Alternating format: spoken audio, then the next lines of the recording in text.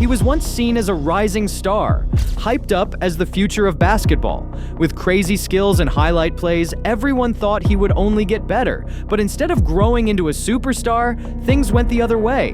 What happened next left fans shocked and disappointed. Julian Newman was supposed to be the future of basketball. The kid who dribbled circles around defenders, pulled up from deep without hesitation, and looked fearless on the court. Social media crowned him a star before he even hit high school. Videos of his flashy crossovers and trash talk racked up millions of views, and fans thought they were watching the next big thing. But here's the ugly truth. Julian Newman didn't just fail to live up to the hype, he somehow got worse. At just 11 years old, Julian was already playing varsity basketball, coached by his father, Jamie Newman. It sounded like a fairy tale, a small kid dominating older players. But in reality, it was smoke and mirrors. Julian had complete freedom on the court. No one told him no. He could take any shot, no matter how reckless, because his dad gave him the green light every single possession. That freedom built viral highlights, but it destroyed his development. Instead of learning team basketball, Julian leaned into isolation dribbling, logo threes, and taunting opponents. The internet loved it, but scouts saw right through it. Against weak competition, Julian looked unstoppable, dropping 30 or 40 points like it was nothing. But when he faced players who were taller, stronger, and faster, the highlight reel turned into bloopers. His size, just 5 feet 6 inches, became a nightmare. His flashy moves lost their effect, his trash talk backfired, and opponents went after him just to shut him down. This is where reality hit. He wasn't evolving. He wasn't adapting. While other small guards learned efficiency, defense, and IQ, Julian doubled down on the same old tricks, and it made him predictable. When the hype finally faded, Julian landed at Bethesda University, a tiny NCAA school far below Division I basketball. Most people expected him to dominate at that level, but instead, his game completely collapsed. In his very first appearances, he bricked shots, turned the ball over, and struggled to stay on the floor. 0 points, awful percentages, blowout losses by 50 or 60. For someone who once claimed he'd drop 40 a night, the numbers were embarrassing. It was proof that all the hype, all the mixtapes, all the talk meant nothing when real basketball exposed him. And that was just the beginning of his downfall. Julian Newman's game didn't just stall at Bethesda, it flatlined. In his first game, he played 15 minutes and didn't hit a single shot from the field, 0 for 3. All of his points came from free throws, and even those looked shaky.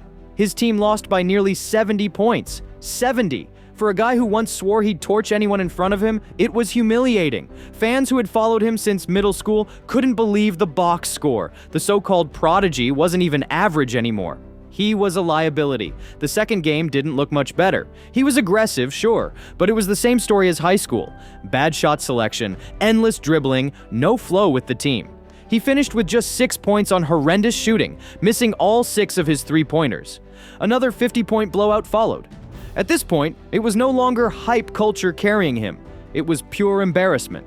Clips of his bricks and turnovers started circulating, not as highlights, but as proof that the internet had been fooled by a kid who never evolved. By his third and fourth outings, Julian's minutes evaporated, from 15 minutes to 6, then down to 4. In those tiny stretches of play, he still couldn't buy a basket. 0 for 7, 0 for 5, all from the guy who once claimed he'd be dropping 40. His averages were laughable. 3 points, 2 rebounds, not even an assist per game. And remember, this wasn't against Duke, Kentucky, or Michigan State. This was against teams in a tiny league below Division III, programs that most basketball fans have never even heard of. And Julian still looked outclassed. The truth is painful, but obvious.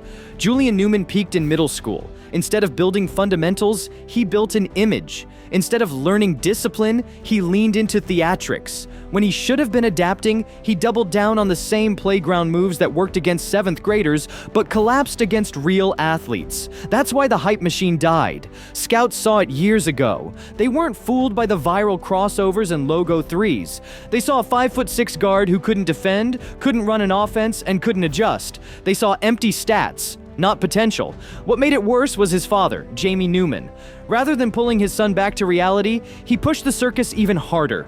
A family reality show, a clothing brand, constant promotion online. It was all about image, not substance. The Ball family had the talent to back it up. The Newmans didn't. Every viral stunt made Julian less of a basketball player and more of a character in a cringeworthy sideshow. By the time he hit college, his name had become more of a punchline than a promise. Even the fans who once rooted for him turned against him. Comment sections filled with brutal comments. "You're 24 and still playing like a kid. Just give it up. This is embarrassing."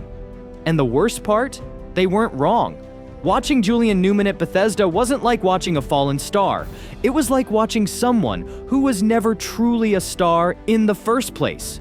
A viral product of social media, exposed under the harsh lights of real competition. For most players, college is the time when they sharpen their game, prove their worth, and chase a shot at the pros. For Julian, it became a graveyard for his career.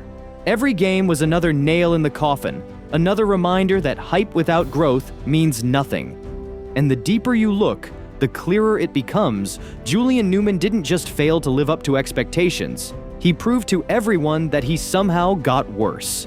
By the time Julian Newman's college stats started making the rounds online, the image was already destroyed. Scouts weren't calling, coaches weren't interested, the NBA dream was dead, and even overseas programs didn't want him. For years, the excuse was always the same: he's young, give him time. But now, he was 23 years old, still labeled a freshman, and the same issues that haunted him at 13 were still there. Bad shots, no defense, no accountability. The kid who was supposed to be the face of the next generation had become the poster child for wasted potential. What makes his fall even worse is how much of it was self-inflicted. Julian wasn't just undersized, he was stubborn. Instead of learning to run an offense, he doubled down on ISO ball. Instead of sharpening his fundamentals, he kept chasing highlight plays. And instead of listening to criticism, he hid behind his father's endless promotion. The hype worked when he was a kid because fans wanted to believe the underdog story. But once the competition got real, the lies collapsed. The Newman family brand, once a booming sideshow, fell apart just as fast. Their reality show was mocked, their clothing line flopped, and their attempts to copy the Ball family turned into pure cringe. LaMelo Ball turned his hype into an NBA career. Julian Newman turned his into YouTube clips that aged like milk. The difference was simple. One family built their success on talent. The other built theirs on smoke and mirrors. By the time he hit the floor at Bethesda, there was nothing left to defend.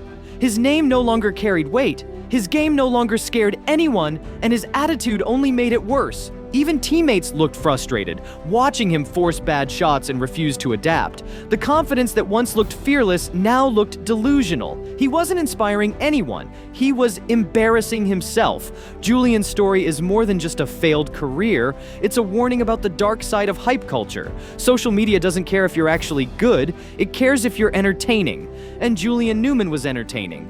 For a while, at least. The crossovers, the trash talk, the deep threes, they looked great in short clips. But those clips hid the truth. No defense, no discipline, no growth. When the spotlight finally faded, all that was left was a player who never became more than a viral highlight reel. And now his legacy is brutal. He won't be remembered as a prodigy who almost made it. He'll be remembered as the internet's biggest basketball letdown, the kid who fooled millions but couldn't fool the game, a player who somehow got worse with time instead of better. The saddest part? He had all the attention, all the opportunity, all the eyes on him, and he wasted it. Not because he lacked talent, but because he refused to evolve. That's the real humiliation of Julian Newman's story, and it's why his name will live on, not as a legend, but as a lesson.